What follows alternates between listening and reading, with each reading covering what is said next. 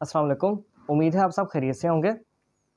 आज जो केस मैं आपके साथ डिस्कस करने लगा हूँ वो बहुत ही इम्पॉर्टेंट है जब बात करें प्री अरेस्ट बेल की।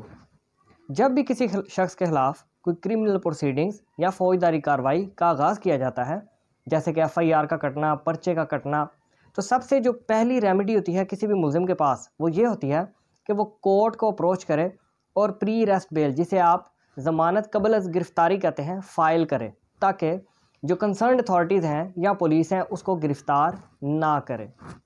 अब जो केस मैं आपसे डिस्कस करने लगा हूँ, इसमें एक ड्रग इंस्पेक्टर, उसको इतला मिलती है कि फ़लाँ जगह पे मेडिकल स्टोर पे एक बंदा है जो मेडिसिन्स बेच रहा है, जबकि उसके पास मेडिसिन हैं वो एक्सपायर्ड हैं और कुछ अनरजिस्टर्ड हैं।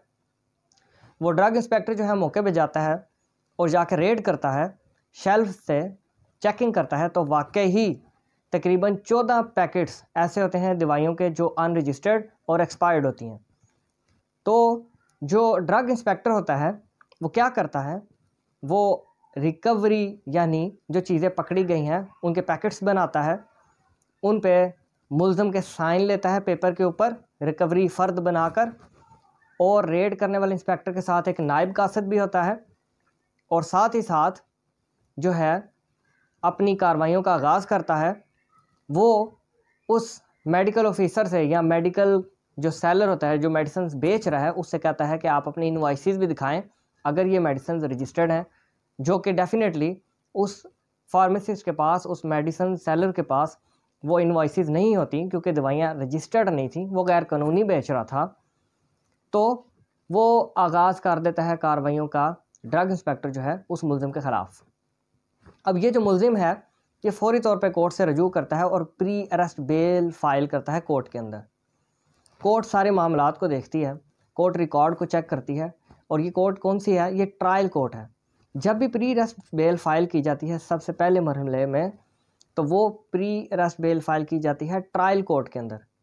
ये मुल्ज़िम जो है ये ट्रायल कोर्ट में आता है और कहता है कि ये जो मेरे ख़िलाफ़ कार्रवाई की जा रही है ये झूठ पे मबनी है, ये जो रिकवरी मेरे ख़िलाफ़ यानी मेडिसिन अनरजिस्टर्ड और एक्सपायर्ड हैं मेरे ऊपर डाली जा रही हैं, ये मेरे से बिलोंग नहीं करती। फिर वो ये कहता है कि ये जो ड्रग इंस्पेक्टर है इसको रेड करने का इख्तियारात मेरे ऊपर रेड करने के इख्तियारात इसके पास नहीं थे।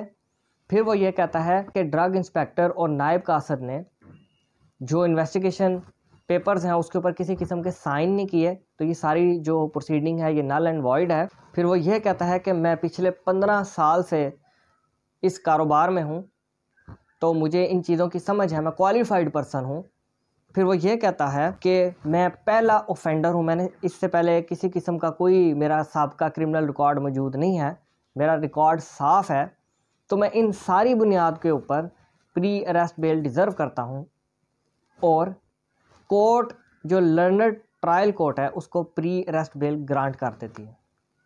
अब जब बेल ग्रांट कर दी गई इस अक्यूज़ को, इस मुल्ज़िम को, तो जो रिस्पोंडेंट था जैसे कि ड्रग इंस्पेक्टर और ये concerned authorities, drug regulatory authority, ये हाई कोर्ट में चली गई और इस बेल को चैलेंज कर दिया कि जी प्री अरेस्ट बेल जो ग्रांट की गई है इस मुल्ज़िम को, ये इससे हम नहीं मानते, ये कैंसिल होनी चाहिए।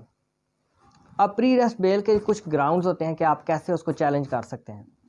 यहाँ पे एक पॉइंट रखा गया कोर्ट में सबसे पहले कि आया प्री अरेस्ट बेल की कैंसलेशन जो है हाई कोर्ट में चल भी सकती है कि नहीं। इस सेक्शन को डील करता है सेक्शन 497 क्लॉज 5 CRPC। वैसे अमूमन प्री अरेस्ट बेल की कैंसलेशन उसी कोर्ट में मूव की जानी चाहिए अकॉर्डिंग टू लॉ जिसने बेल ग्रांट की है, और बेल कैंसलेशन के ग्राउंड्स ऑलरेडी अंडरस्टूड हैं कि ये होते हैं कि कोई भी शख्स अपनी बेल का मिसयूज़ करे, भाग जाए, कोर्ट के साथ कोऑपरेट ना करे, तो उसकी बेल कैंसिल कर दी जाती है।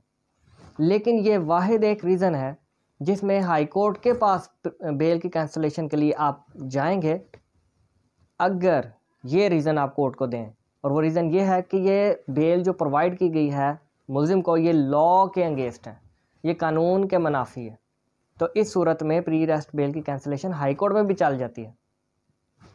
अब हाई कोर्ट में जब ड्रग रेगुलेटरी अथॉरिटीज़ के लोग गए कि जो मुलज़िम को बेल दी गई है ये गलत है, कानून के मुनाफी है, तो कोर्ट ने फ़ाइल का मुताला किया, स्टडी किया, देखा उसे, और जज साहब ने, हाई कोर्ट के जज ने उसकी बेल कैंसिल कर दी इन रीज़न्स के ऊपर कि जो मुलज़िम है वो स्पेसिफ़िकली नॉमिनेटेड है उस एफआईआर के अंदर जो उसके ख़िलाफ़ काटी गई है। सेकेंडली, मुलज़िम जो है उसको स्पेसिफिक रोल दिया गया।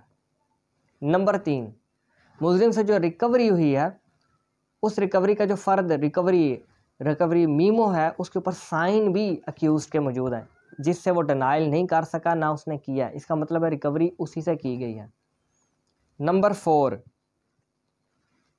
हाई कोर्ट ने यह कहा कि अगर हम हर शख्स को प्री अरेस्ट बेल देना शुरू कर दें तो इन्वेस्टिगेशन ऑफिसर अपनी इन्वेस्टिगेशन आराम से कर ही नहीं सकता। सारा पहिया ही लॉ का वो बैठ जाएगा अगर आप हर किसी को प्री अरेस्ट बेल देना शुरू कर दें।